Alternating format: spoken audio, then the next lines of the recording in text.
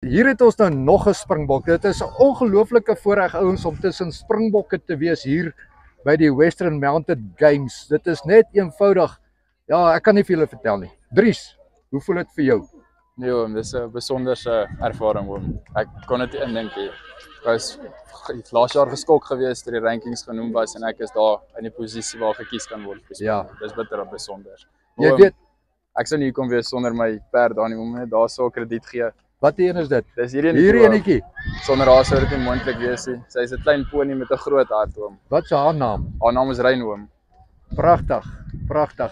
Jy sou dit nie sonder die perd kon doen nie. Ek sou dit sonder haar kan. Hoe lank is julle verhouding, jy en die perd? 3 jaar oom. Hier is ons derde nationals, ja. Wat nou saamkom. 3 jaar klink so kort, maar dis intens, né? Ja oom. Ek het 3 jaar terug het ek Western begin en toe begin ek op haar. Nee, sy het te wil om dit te wil doen. Nou as jy sê jy 3 jaar terug met Western begin, jou perde ervaring voor dit?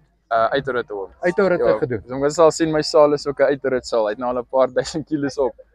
Ja, interessant. Maar hy ry maar die lekkerste. Ja, en jy voel gemaklik daarmee en jy presteer daarmee. Ek is gemaklik daarmee oom. Wat is die geheim? Is daar 'n verhouding tussen perd en ruiter wat noodsaaklik is om dit te behaal, hierdie prestasie? Definitief oom. Liefde vir die perd, liefde tussen jou en die perd. Jy moet maak dat daai perd wil ry.